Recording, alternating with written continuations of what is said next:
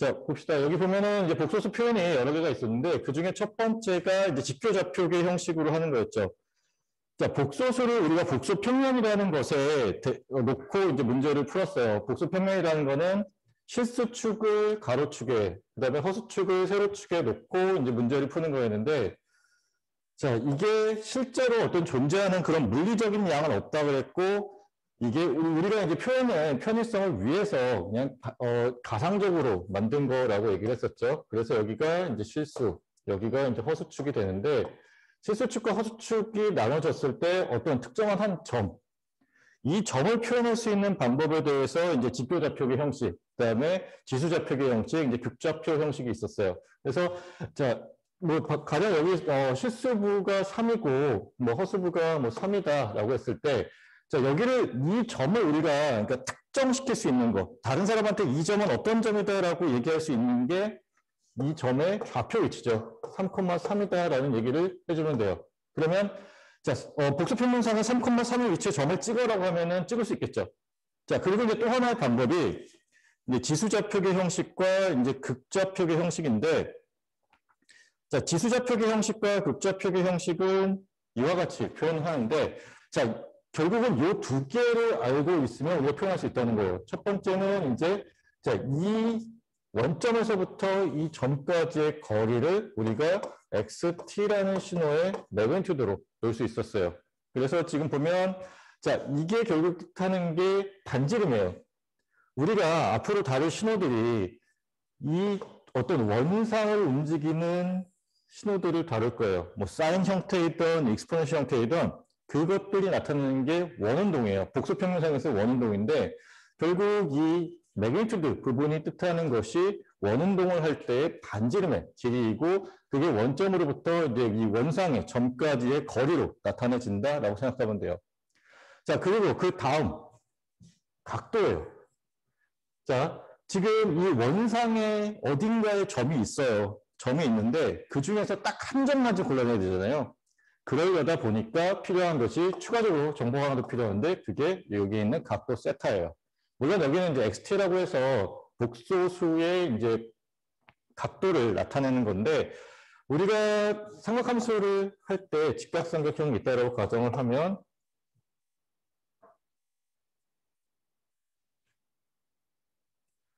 자, 지금 여기를 우리가 끼인 걸 세타라고 합시다. 세타라고 하면 우리가 지금 여기가 리얼 넘버에 해당되는 거고 이 높이가 이미지너리 넘버에 해당되는 부분이에요.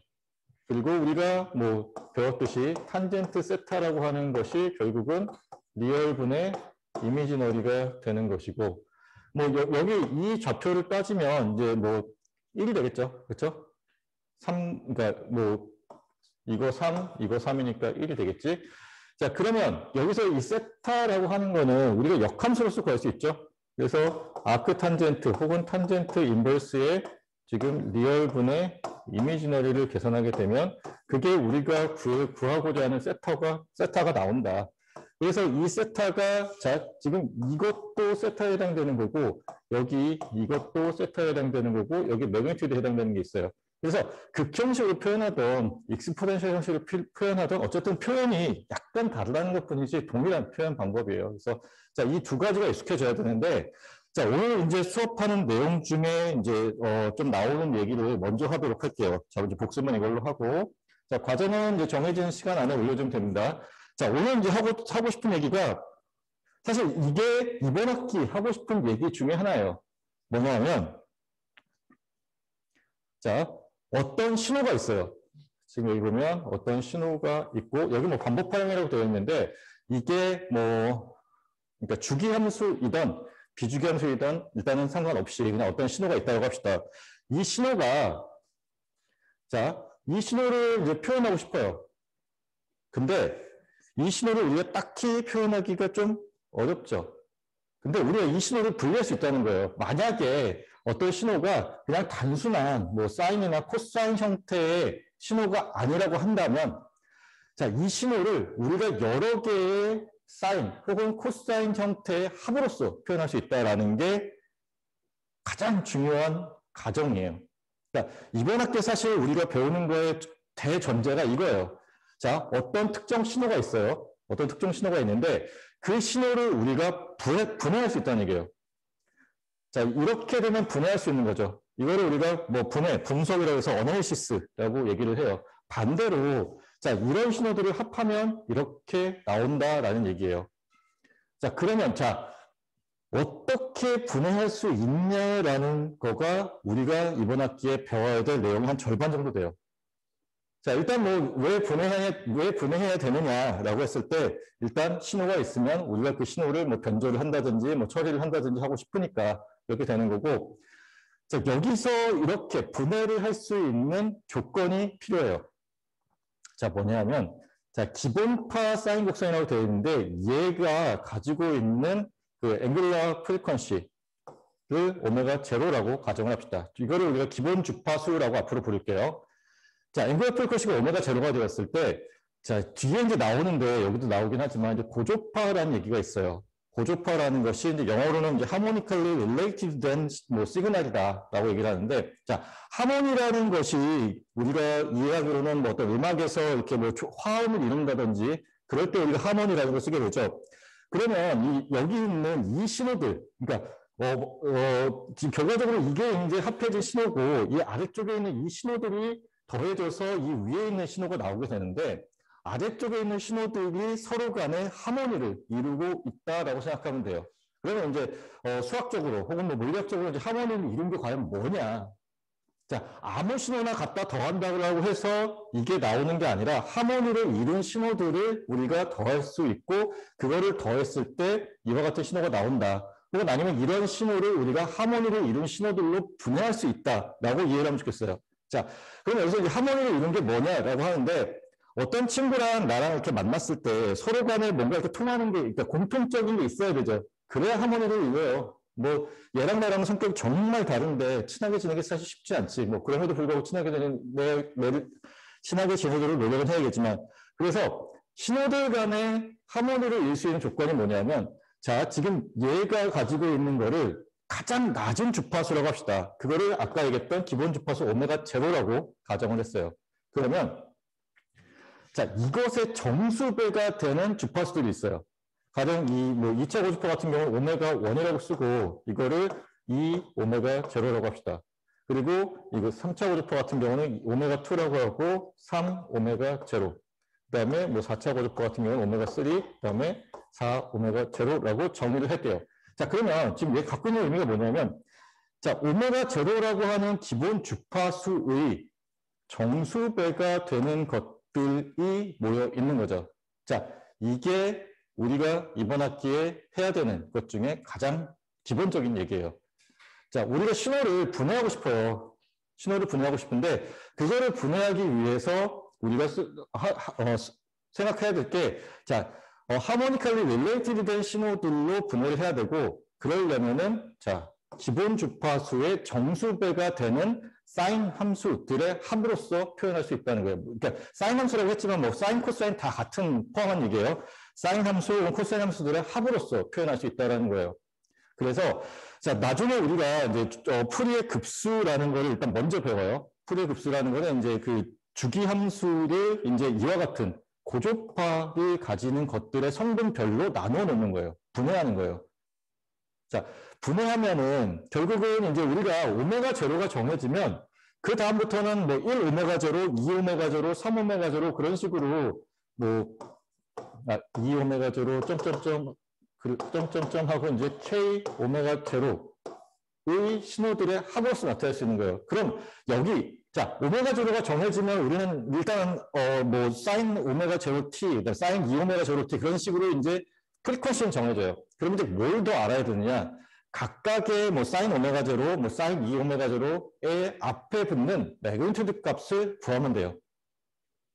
자, 뭐 이 시험을 하는데 이게 뭐 x1이라고 하고 이거를 뭐 x2라고 하고 이걸 x3라고 하는데, 자, x1이라고 하는 거는 뭐 어떤 a1이라고 하는 매그니튜드의 뭐 코사인 2가 붙어야지. 2 오메가 제로 t 뭐 플러스 뭐 파이. 자, 파이라는 건 이제 위상이니까 EMS라고 하고, x2 같은 경우는 a2의 코사인 3 오메가 제로 t 플러스 뭐 파이 이런 식으로 써요. 그러면 자, 오메가 제로를 우리가 알고 있으면 2 오메가 제로 t가 뭔지 알고 3 오메가 제로 t가 뭔지 알잖아요. 그럼 모르는 건 딱 이거 하나예요, 이제.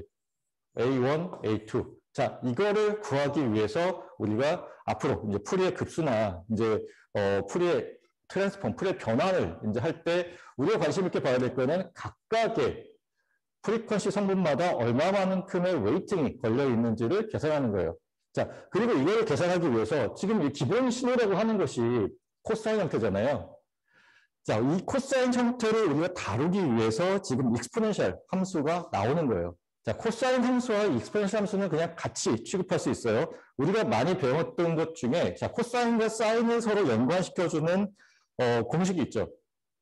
오일러 공식이라고 들어봤겠죠. 자, 오일러 공식이라고 하는 게 코사인, 그러니까 삼각함수와 지수함수 간의 관계식을 정해 놓은 거예요.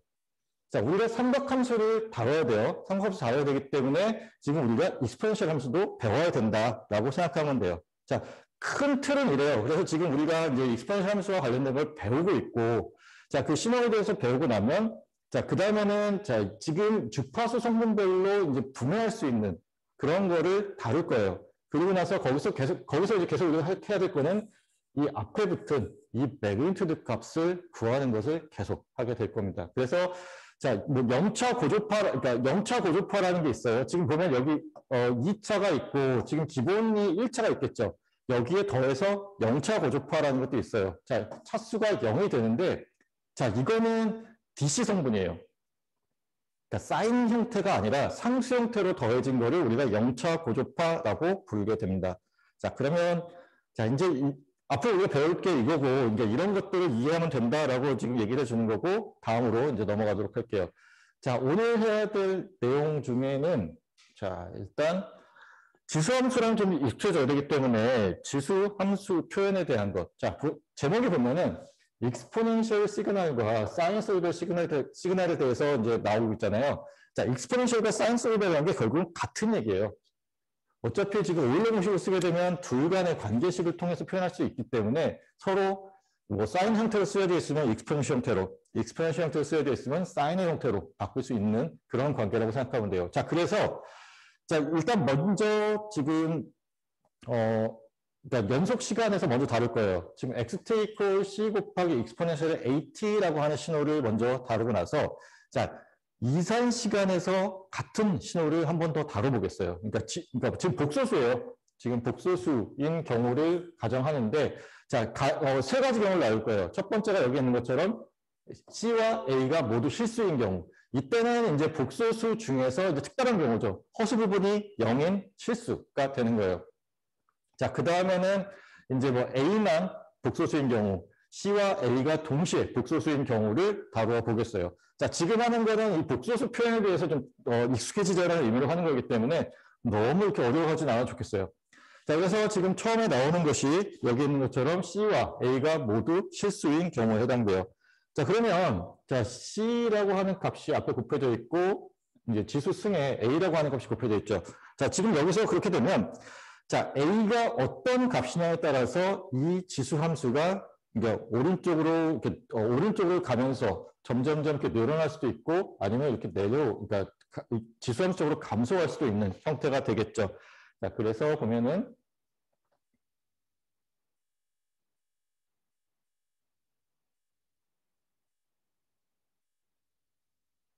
깨졌다. 자, 여기 그려져야 될 그림이, 그러니까 지수적으로 이렇게 감소하는 형태로 그려지면 돼요. PPT가 좀 깨졌는데, 자, 이렇게 보시면 돼요. 그래서 A 값에 따라서 지금 이 그래프의 형태가 달라지는 것을 여기서 얘기하고 싶고, 자, 그러면 이게 지금 첫 번째 경우예요. 그렇게 어렵지 않죠? 사실 실수를 다루는 거니까. 자, 이거는 두 번째 경우예요.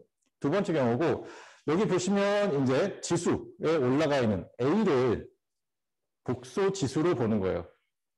자, 그리고 세 번째가 이제 C조차도 이제 복소수인 경우를 보는 건데, 자, 승수가 복소수인 경우에 이제 어떻게 되냐라는 거예요. 그래서, 자, 승수가 복소수인 경우를 이와 같이 A는 J 오메가 제로로 가정을 했습니다. 자, 그냥 가정을 이렇게 한 거예요. 가정을 이렇게 했고, 그 가정에 따라서 이제 A 값을 여기 대입했어요. 근데 C 값은 1로 봤어요. 그냥 C는 우리가 지금 신경 써야 될 부분이 아니어서 C 값은 1로 보고 이렇게 봤어요. 그러면 자, 지금 이게 나타나는 게 뭐냐라는 건데 앞으로 굉장히 많이 보게 될 거예요. 이 익스포넨셜의 J 오메가 제로 T라고 하는 것. 자, 오메가 제로라고 하는 것, 우리가 T 제로라고 하는 것, 뭐 앞에서 이제 뭐 N 제로라고 하는 것들이 있었죠. 자, 어떤 기본적인 양을 얘기할 때, 최소 양을 얘기할 때, 뭐 T 제로, N 제로를 얘기했듯이 여기서도 오메가 제로라고 하는 게 기본 주파수를 얘기해요. 가장 낮은 주파수를 얘기하는 거고, 아까 얘기했지만 이거에 이제 뭐 K배가 곱해져서 이제 고조파를 이루게 되는데, 자, 익스펜셜 J 오메가 제로 T라고 하는 것이 가지는 특징은 자, 이게 원상의, 복소 평면의 원상을 움직이는 점이다라는 것이고, 그 움직이는데 속도가 오메가 제로라고 하는 것이 특징이고, 그리고 이 원의 반지름은 1이다 라고 하는 것이 또 특징이에요. 자, 그러면 얘는 매그니튜드가 항상 1이에요. 반지름은 결국 매그니튜드가 있잖아요. 매그니튜드 항상 1이에요. 얘는 만약에 어떤 뭐 신호와 얘가 곱해진다고 한다면 얘는 시간에 대해서 이렇게 출렁 거리를 만들 수 있어요. 근데 앰플리튜드나 매그니튜드를 바꿔주진 않아요. 우리가 뭐 지난 시간에도 뭐 다뤘었지만 이제 어떤 시스템의 이득 혹은 개인을 다뤄야 될 때가 있어요. 시스템의 개인이나 이득을 다룰 때 얘는 전혀 영향을 미치지 않아요. 그렇죠? 매그니튜드 치면 얘는 항상 1이에요. 그래서 얘가 나오면 그냥 그렇게 어렵지 않게 생각하면 좋겠어요. 자, 그리고 이제 우리가 이제 뭐 오일러 공식이라는 거를 배웠었죠. 자, 그래서 지금 오일러 공식이 자, 이렇게 정의가 돼요. 익스펜셜 J 오메가 제로 T는 코사인 오메가 제로 T와 J 사인 오메가 제로 T의 합으로서 정의가 되죠. 그래서 자, 이 지금 익스펜셜 J 오메가 제로 T라고 하는 것이 복소수를 나타내는 것인데 그 복소수의 실수 성분에 해당되는 게 코사인 오메가 제로 T, 그다음에 허수 성분에 해당되는 게 자, 사인 오메가 제로 T가 허수 성분에 해당되는 거예요. 자, 그래서 지금 우리가 이제 지수 함수와 삼각 함수 간의 관계식을 배운 거죠. 그럼 여기서 이제 우리가 하나 관심 있게 또 봐야 될 거. 자, 주기가 뭐냐는 거예요. 자, 오메가 제로가 주어졌어요. 그러면 자, 오메가 제로라는 게 하나만 더 얘기하면 자, 오메가 제로 값이 양수인 경우에는 시계 반대 방향으로 회전을 해요. 오메가 제로 값이 음수가 되면 시계 방향으로 회전을 해요. 자, 이렇게 회전하는 거 나왔어요. 그리고 오메가 제로라는 게 회전하는 속도예요. 그러면 자, 한 바퀴를 도는데 걸리는 시간이 2파이란다. 저기 주기죠. 그렇죠? 자, 주기라고 하는 게 이 점을 한 바퀴 돌았을 때 걸리는 시간이에요. 그러면 자, 원상에서 한 바퀴라고 하는 거는 2파이죠. 그렇죠? 그래서 지금 여기 나오는 것처럼 자, 주기를 구해라 라고 하면은 그 주기는 자, 오메가 제로분의 2파이로서 계산하면 됩니다. 자, 주기는 이제 시간의 단위이기 때문에 오메가 제로가 이제 플러스일 수도 있고 마이너스일 수도 있을 때 절대값을 취해서 구해주면 돼요. 뭐 음의 시간이라는 거는 우리가 뭐 가정하지 않기 때문에 이제 그런 거고요. 오메가 제로가 음수라는 의미는 반대 방향으로 돌아간다라는 얘기로 생각하면 돼요. 자, 그리고 나서 자, 이제 주기 함수인지를 볼 거예요. 이 익스포넨셜 오메가 제로 t라고 하는 게 주기 함수인지를 볼 건데, 자, 여기 보면은 이제 주기 함수의 정의에 의해서 t 플러스 캐피탈 t가 이게 익스포넨셜의 이제 j 오메가 제로 t 이게 익스포넨셜의 j 오메가 제로 t를 만족하면 되죠. 자, 그러면 자, 지금 이거를 나눠 쓸 수 있어요. 지수승이기 때문에 익스포넨셜의 j 오메가 제로 t 플러스 익스포넨셜 j 오메가 제로 캐피탈 t로 나눠 쓸 수 있죠. 자, 이게 주기함수가 되려면 이 뒤에 있는 얘가 1이 되면 주기함수가 되겠죠. 정의에 의해서. 그렇죠? 그래서 이게 1이 되는지를 알아보겠다는 거예요. 자, 결론적으로 항상 1이 돼요. 왜냐하면 우리가 주기를 지금 t0라고 하는 주기를 지금 오메가 제로분의 2파이로 정의를 했고, 자, 이거를 우리가 여기에 대입을 하게 되면 익스포넨셜 j 오메가 제로 t인데 여기서 익스포넨셜 j 그다음에 오메가 제로 곱하기 오메가 제로 분의 2 2파이로 쓰게 되면 자, 약분돼서 없어지고 지금 2파이 j만 남게 되죠. 자, 익스포넨셜의 2파이 j가 뜻하는 거는 자, 여기다 대입하면 돼요. 헷갈리면. 자, 코사인 2파이, 사인 2파이에 대한 합이니까 당연히 1이 나오겠죠. 자, 그래서 얘는 항상 1이 돼요. 그래서 주기 함수다라는 것도 이 신호가 가지고 있는 또 하나의 특징이에요. 자, 이해되죠? 자, 혹시 여기까지 중에 질문?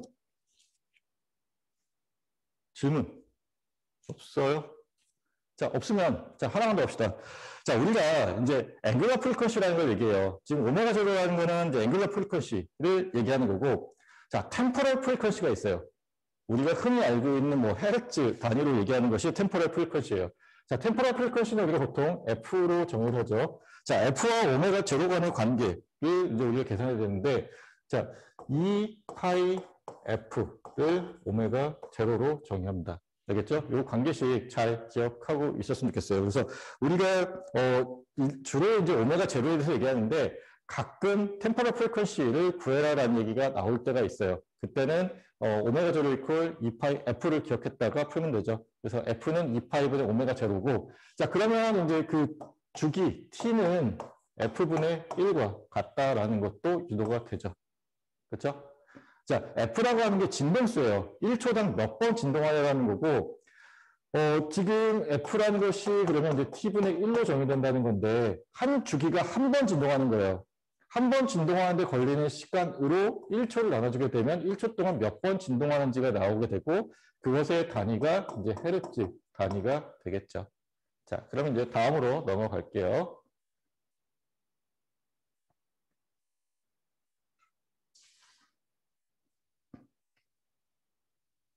자, 지금 이제 우리가 앞에서 이제 다뤘던 얘기가 한 번 더 나오는데, 익스펜셜 J 오메가 제로 T라고 하는 게 우리가 방금 배웠었던 오일러 공식이에요.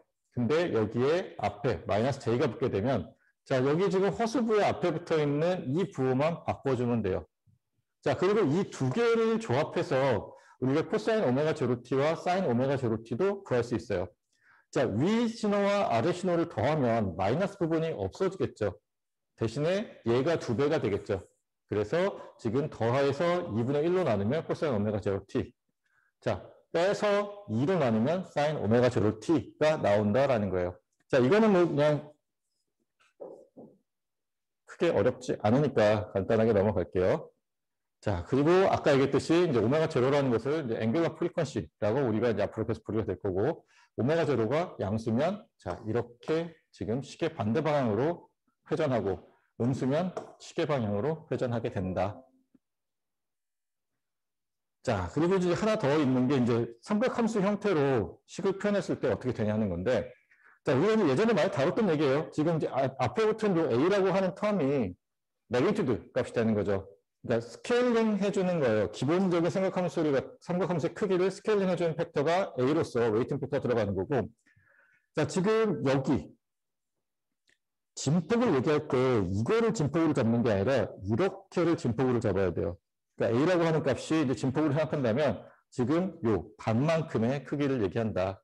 그리고 자, 오메가 제로가 뜻하는 것이 있고 이제 파이가 뜻하는 것이 있는데, 오메가 제로라고 하는 것은 속도예요. 속도에 시간이 붙었기 때문에 어떤 특정 시점에서의 그 각도 값이 나오겠죠. 자, 거기에 고정된 값이 더해지고 있어요. 자, 이것이 가지는 의미가 뭐냐? 자, 어떠한 원상의 점이 있는데, 자, 출발점을 나타내는 게 여기 있는 이 파이가 돼요. 자, t 이퀄 0일 때가 우리가 출발한다고 봤을 때, t 이퀄 0일 때 이미 파이만큼 가서 출발을 하게 되는 거죠. 자, 그리고 나서 이제 속도 오메가 제로로 돌게 되는 거가 지금 요 식이 가지고 있는 의미라고 생각하면 돼요. 그래서 이 파이라고 하는 것을 우리가 위상, 자, 이거를 우리가 위상이라고 부르거나, 혹은 영어로는 이제 페이즈라고 이제 부르게 될 거예요. 자, 지금은 우리가 이제 형식적인 것들, 그 다음에 이제 우리가 앞으로 이제 신호를 다룰 때 있어서 이제 여러 가지 약속을 배운다라고 생각하면 좋겠어요. 자, 그렇고, 자, A 코사인 오메가 제로 T라고 하는 것을 이제 위에서 구한 것들을 이용해서 다시 익스포넨셜 형태를 쓰게 되면 이와 같이 써지게 된다. 이걸 여러분들이 대입해서 풀어보면은 뭐 충분히 알 수 있어요. 그래서, 자, A의 리얼 넘버를 취하게 되면 이 익스포넨셜 함수의 리얼 넘버를 취하게 되면 그게 이제 코사인 텀이 될 거고, 이미지너리 넘버를 취하게 되면 항상 그게 사인 형태가 되더라라는 것에 대한 얘기가 또 써 있습니다. 자, 이거는 간략하게 넘어갈게요. 자, 그 다음에, 자, 지금 여기 이제 나와 있는 얘기를 보면,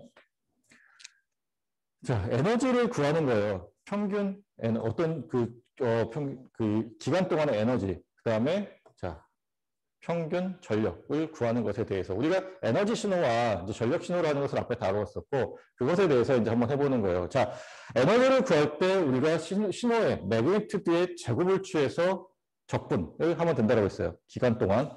지금 얘를 우리가 적분을 하는 건데, 매그니튜드를 취하는 건데, 이것의 매그니튜드가 항상 1이어야겠죠. 자, 잊어버리기가 굉장히 쉬워요. 근데 이렇게 나오면 복잡해 보이지만 얘는 절대값 씌우는 그냥 1이에요.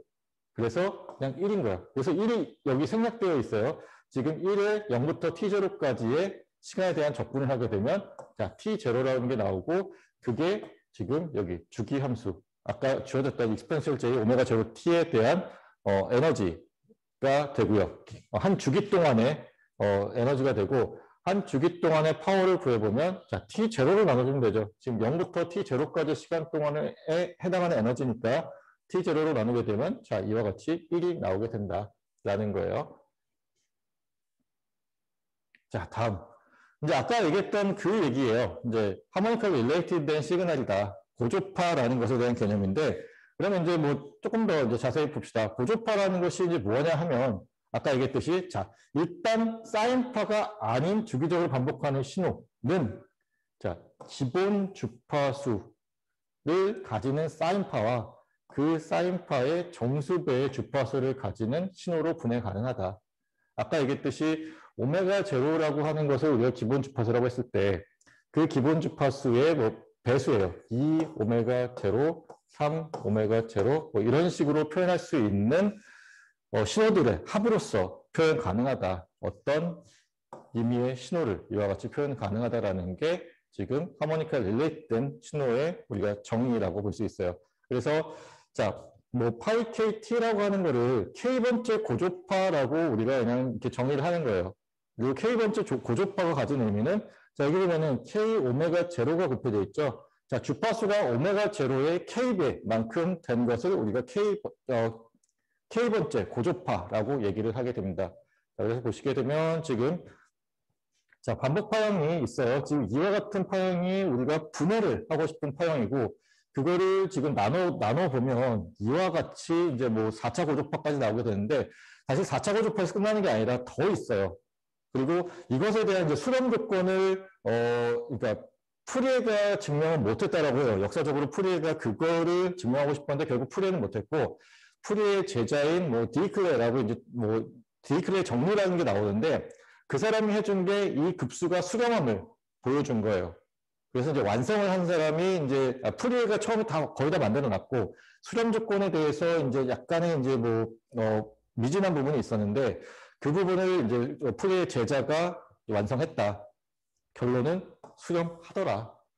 자, 그래서 지금 보면은 기본 주파수를 오메가 제로라고 봤을 때 2차 고조파는, 자, 오메가 제로의 2배, 그다음에 그러니까 3차 고조파는 오메가 제로의 3배, 그다음에 4배에 해당하는 값이 나오게 된다라는 거. 그래서 자, 주파수가 n배이면, 자, 정수가 쓰여져야 돼요.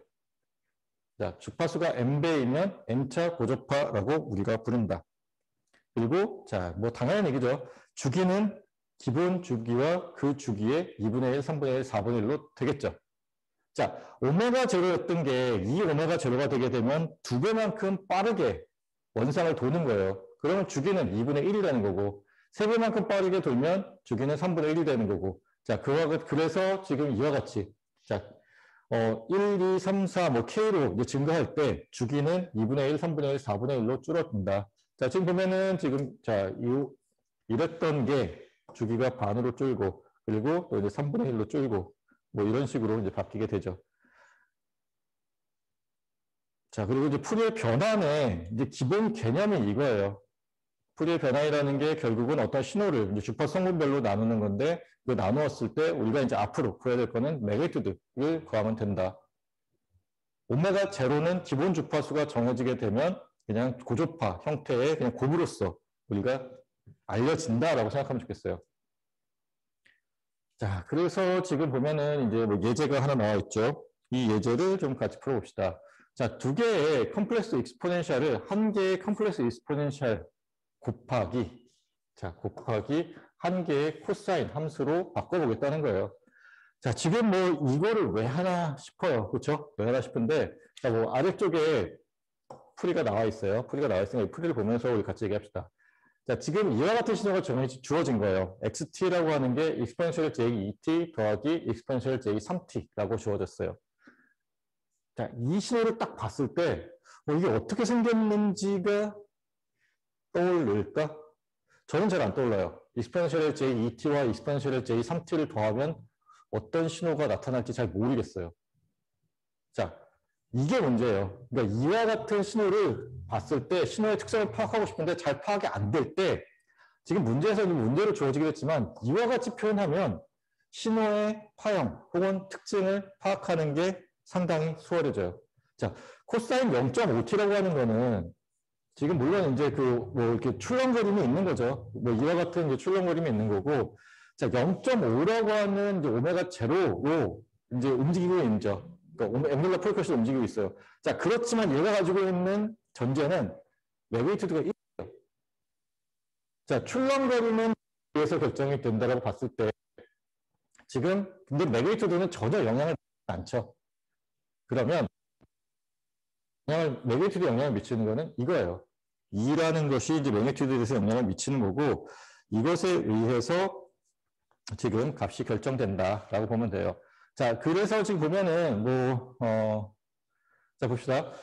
뭐 이게 기술적인 건데 익스펜셜의 J2.5t를 앞으로 빼서 괄호를 쳐주게 되면 뭐 익스펜셜의 마이너스 0.5, 익스펜셜 마이너스 J0.5t 더하기 익스펜셜의 J0.5t의 합으로서 표현할 수 있고 이거를 우리가 앞에서 배웠었던 뭐 코사인 그리고 혹은 사인으로 바꾸는 텀이죠. 자, 여기 가운데 그러니까 플러스가 들어가 있으면 우리가 코사인 형태로 만들 수 있는 거였고 마이너스가 들어가 있으면 우리가 사인 형태로 만들 수 있었어요. 그래서 지금 이거는 코사인 형태가 되는 거고 그래서 코사인 0.5t가 곱해지고 앞에 2 곱하기 익스포넨셜 j 2.5t가 나오게 되는데 우리가 항상 관심이 좀 더 있는 거는 이것의 이제 매그니튜드 혹은 게인에 관심이 있다고 했죠. 그래서 이것에 대해서 게인을 구해보면 자, xt의 매그니튜드를 취하게 되면 자, 전체의 매그니튜드 부분이 되고 자, 이렇게 되었을 때 자, 얘가 가지는 거는 매그니튜드를 취했을 때 항상 1이에요. 그렇죠?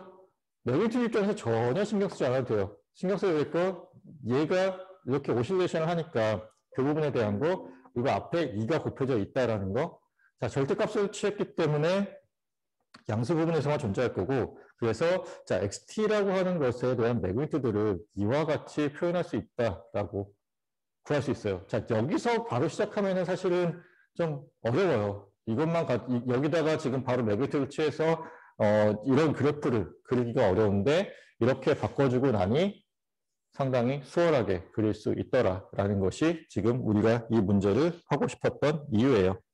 자, 그러면 문제 하나만 더 풀어봅시다. 문제 하나가 아니군요. 자, 또 세 번째 걸 보도록 합시다. 자, 이제 자, C도 복소수예요. 자, 방금 전에 풀었던 건 A가 복소수였고 이제 C도 복소수인 세 번째 경우에 대해서 보도록 하겠습니다. 자, 그럼 보면은 자, C라는 거를 우리가 복소수 형태 중에 지수, 함수 형태로 정의를 할게요. 자, A라고 하는 거는 우리가 자, 여기 있는 것처럼 직교 좌표계 형식으로 정의를 하겠습니다. 자, 그러면 이 각각의 값을 여기에 대입해 주는 거예요. 대입해 주고 정리를 하니 자, 이와 같이 정리가 되고 자, 지금 여기 있는 것 중에서 익스포넨셜의 R이라고 하는 부분은 실수에 해당되는 부분이죠. 익스포넨셜 RT라고 하는 거는. 그래서 자, 실수에 해당되는 부분을 따로 띄워주고 그리고 나서 익스포넨셜 J 오메가 제로 T 플러스 세타로 묶어줬어요. 자, 그러면 우리가 이제 오일러 공식을 이용해서 이제 풀어주게 되면 자, C 곱하기 익스포넨셜의 RT라고 하는 것이 매그니튜드를 붙고 거기에 자, 코사인 그리고 다시 사인이 곱해진 형태로 우리가 써줄 수 있어요. 자, 다시 한번 강조하는데 요거는 항상 실수죠. 그렇죠? 실수에 해당되는 거고. 자, 그러면 이게 어떤 특징을 갖느냐? 이 신호의 크기를 결정하는 요소는 자, 익스ponential의 RT 곱하기 요 C에 해당되는 게 얘가 이 신호의 크기를 결정해요. 그렇죠? 뒤에 있는 코사인 오메가 제로 플러스 세타라고 하는 거는 크기에 영향을 미치지 않아요. 그러니까 매그니튜드 취했을 때. 그렇죠? 매그니튜드 취했을 때 그러니까 자 보면은 자 신호의 크기 결정하는 것이 결국은 R에 의해서 R값에 의해서 신호의 크기가 달라질 거고 자 지금 보면은 R의 값에 따라서 어떤 경우는 이렇게 뭐 출렁거림은 있지만 우상향 형태로 가느냐 아니면 우하향 형태로 가느냐에 대한 건데 자 첫 번째에 해당되는 것이 R값이 0보다 큰 경우 R값이 0보다 큰 경우에 이와 같은 그래프 R값이 0보다 작은 경우에 이와 같은 그래프의 형태로 나타내지더라 라는 거예요.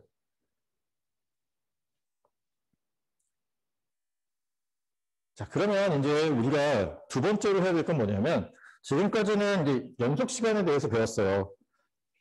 이번에 우리가 배우고 싶은 거는 자, 이산 시간에 대한 거예요.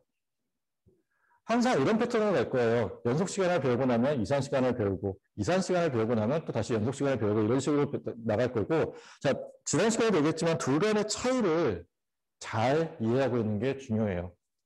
자, 지금 보면은 이제 연속 시간에서의 익스포넨셜 시그널을 정리하는데, 자, 이와 같이 정리했어요. 형태가 좀 달라졌죠? 우리가 아까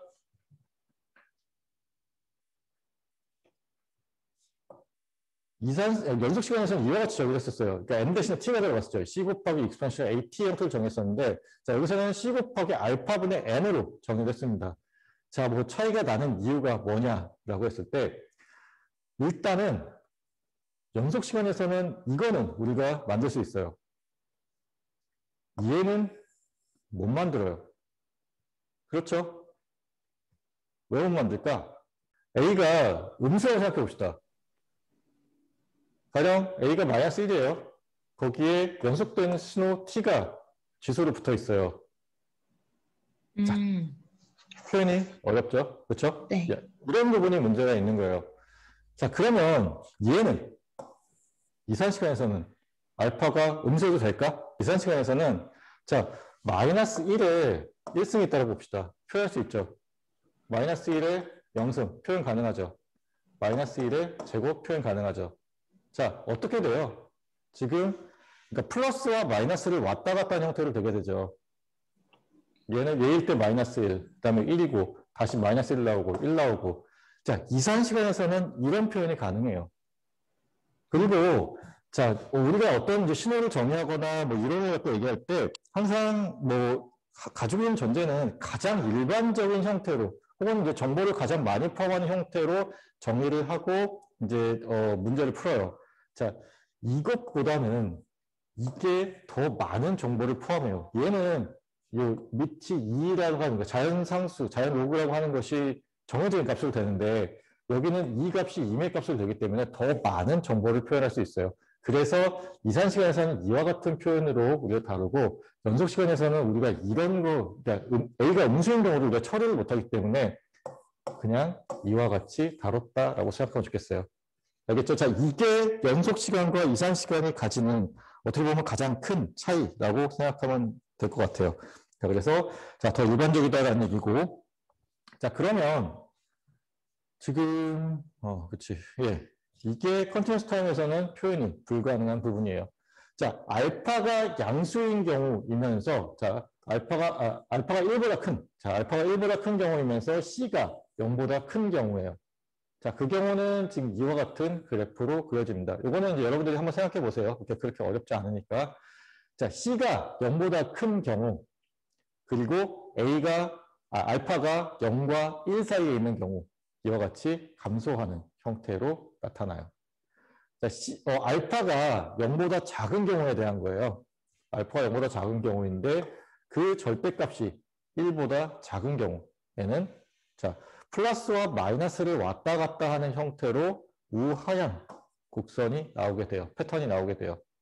자, 알파가 음수이면서 이게 절대값이 1보다 크게 되면 자, 이와 같은 형태의 그래프가 나온다라는 거예요. 자, 그러면 자 봅시다. 하나만 더 물어봅시다. 지금 이 그래프와 이 그래프가 사실은 모양이 거의 유사해요. 주파수 측면에서는 어떤 게 더 높을까? 자, 얘와 얘를 비교했을 때 어떤 게 더 변화가 많은 거예요? 밑에 있는 그렇죠. 게 더 네. 변화가 없어요. 마이너스로 표현이 됨으로써 플러스 마이너스를 왔다 갔다 하는 얘가 변화가 더 많아요. 자, 이거와 관련해서 이제 좀 얘기를 하도록 할게요. 자, 뭐 지금 이제 뭐 몇 가지 이제 기본적인 것만 좀 짚고 넘어가고 이제 그 이산 시간에서의 신호가 왜 연속 시간과 다른지에 대해서 나올 건데, 자, 디스크리트 타임에서 이제 펀더멘탈 피리어드는 우리가 N0라고 표현하게 됩니다.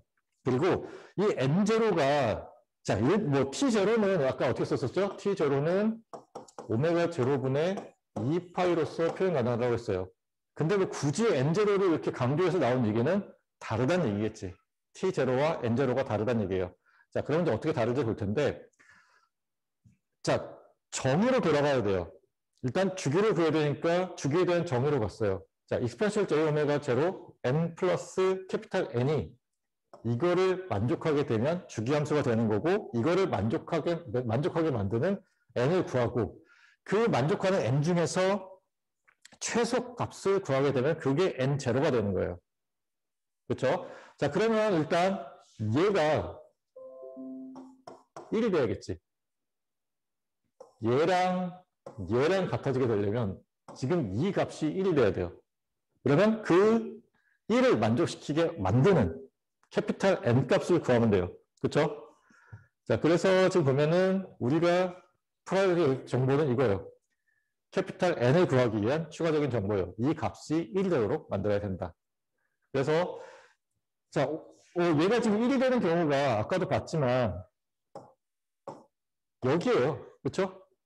이 실수와 허수축을 나눴을 때 실수축의 여기 양수 부분에 이 값이 놓여야 돼요. 그게 얼마냐면 뭐 각도를 따지면 0, 2파이, 뭐 4파이 이런 값이겠죠. 그렇죠?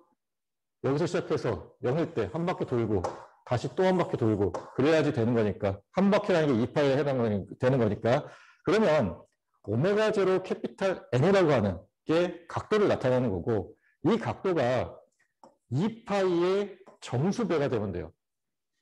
그거를 만족하게 하는 최소 N값을 구하게 되면 그게 펀더멘탈 피리어드가 되겠죠.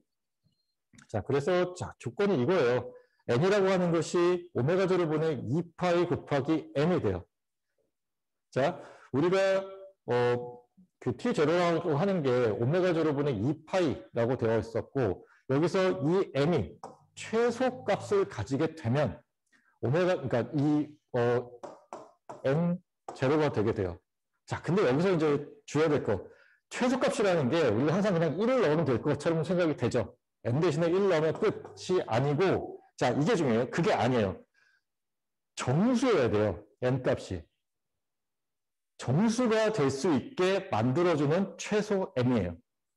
자, 그러면 이게 이산시간과 연속시간의 신호의 특성을 굉장히 많이 차이가 나게 만들어요. 자, 보면은 지금, 자, N이 정수가 되게 만드는 최소 M을 찾는다라는 게 펀더멘탈 피리어드 N0를 구해주는 거예요. 자, 최소인 M을 넣어주게 되면 N0가 나와요.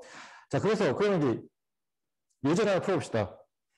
자, XN이라고 하는 신호가 코사인 12분의 2파이 N으로 정의가 됐어요. 자, 이거를 우리가 지금 오메가로 보는 거예요. 자, 그러면 지금 우리가 여기 위에서 배웠던 것처럼 오메가 제로 N이 2파이 M을 만족해야 돼요. 그러면 이제 오메가 제로라고 하는 것이 12분의 2파이니까 거기에 곱하기 N을 하는 것이 2파이 M을 만족하게 하는 최소 M을 찾아주면 되겠죠. 그러면 이제 M을 계산하면 지금 M을 계산하게 되면 자, 2파이 서로 나눠지고 그렇게 되면 12분의 1 N이 되게 돼요. 언제 최소값이 될까? 정수여야 되는데 N이 12M이 되어야겠죠. 그렇죠? 그래서 N equal 12M이 나온 거예요. 그래서 이제 우리가 구하고자 하는 fundamental period n 제로는 12가 돼요. 알겠죠? 자, 요 구하는 과정 잘 좀 보도록 합시다. 그래서 이제 뭐 다음 장에 나오겠지만 어떤 특징이 있냐면 연속 시간에서는 주파수가 늘어나면 주기는 짧아져요. 뭐 당연한 얘기겠죠? 근데 이산 시간에서는 그게 맞을 수도 있고 틀릴 수도 있어요. 그거에 대해서 이제 계속해서 다뤄볼 텐데 조금 쉬었다 합시다.